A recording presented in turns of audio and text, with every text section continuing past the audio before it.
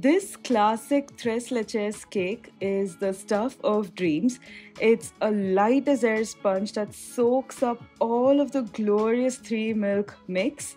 It's also incredibly easy to prepare, so let's begin. You first want to preheat your oven to 160 degrees Celsius or 325 degrees Fahrenheit, and we'll begin working on the sponge for the cake. Now, this cake does not have any fats from the oil or butter.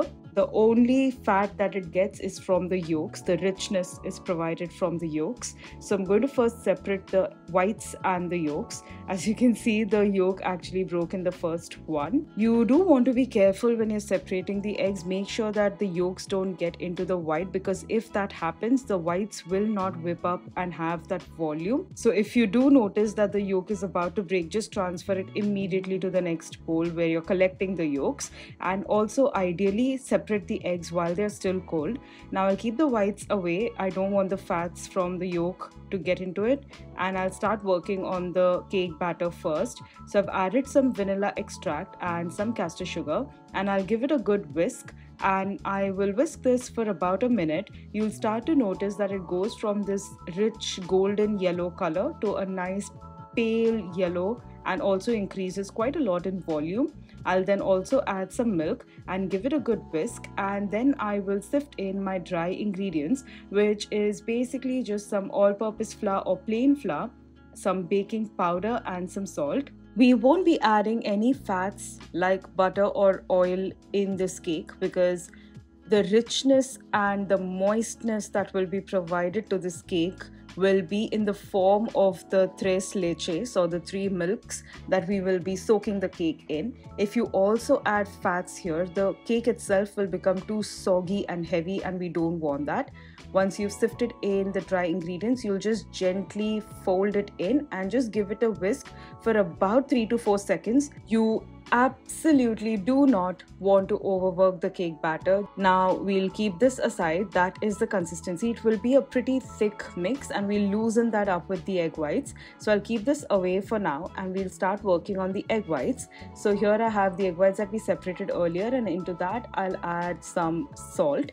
And now on the lowest speed setting of my electric beaters, I will mix this on a low speed for 3 minutes first. It will help wake the egg whites up, and it will start to get incredibly foamy and also increase quite a lot in volume.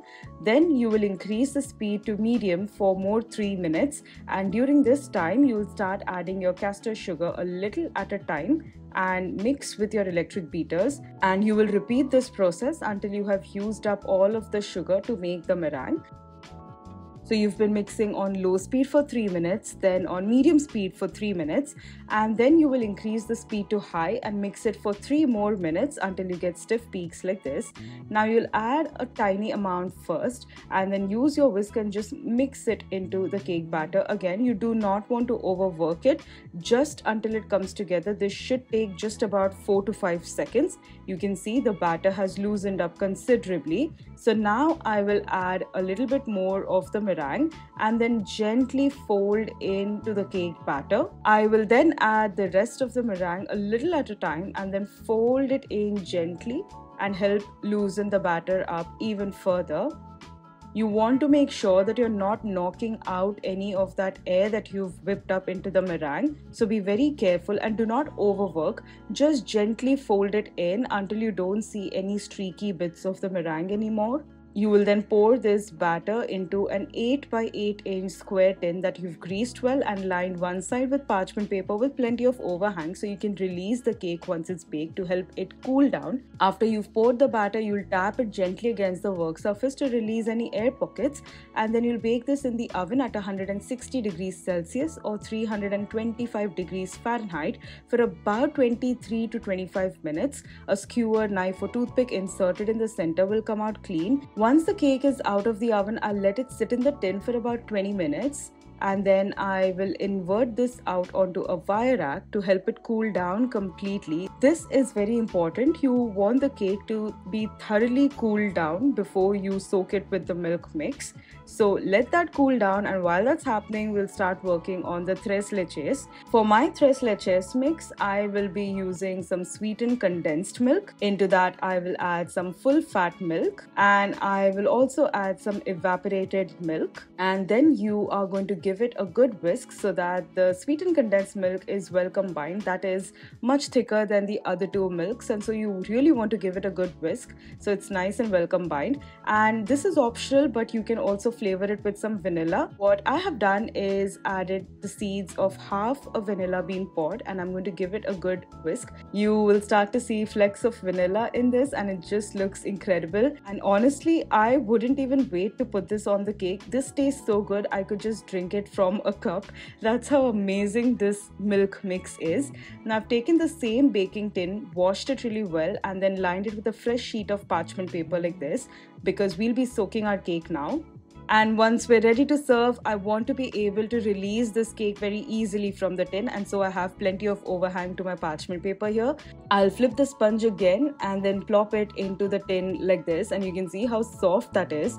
And now I will start poking holes all through the surface of the sponge. It's very important that the cake should be completely and thoroughly cooled down. That's very, very important. You don't want to soak this cake while it's still hot or warm. I'm just going to start poking it with the fork, and then you can use a ladle or a little cup and start pouring in the milk a little at a time. You also want to be sure that you are not drowning the cake in the milk. Just give it some time to absorb all of that milk, then add some more, and keep adding it until you've used up nearly all of the milk mix. Now you can reserve a small amount, about half a cup or so that you can serve it while you are serving the cake. This is entirely optional, or you could just soak the entire cake with the milk mix here itself. Just make sure that you are waiting for the cake to drink up that milk mix first before adding more. And in this way, you will add all of the milk mix and reserve a little for later. This is optional. If you wish to reserve, you can serve it with the cake while you are serving it. And once the cake has absorbed all of the milk, you will cover this with a cling wrap sheet, and you are going to pop this in the refrigerator. I like to keep mine overnight so that the 3 milk mix has plenty of time to mingle with the cake sponge and make it extremely flavorful. So I will pop this in the refrigerator for 24 hours. And now the next day, when I'm ready to serve the cake, I'm going to take some chilled whipping cream and whip this to stiff peaks. I like to go in with a medium speed on my electric beaters. You do not want to use a high speed, that can over whip the cream. And towards the end, when I start to see these trails come up, I lower the speed to low and then gently whip this till I am happy with the consistency. And that looks perfect. My cake is out of the refrigerator. I've let it cool down to room temperature. I have taken the cling wrap off, and the cake has turned really nice and plump because it has soaked up all of that milk mix, as you can see. And now I will add all of the cream on top and use my offset spatula and just spread it around evenly.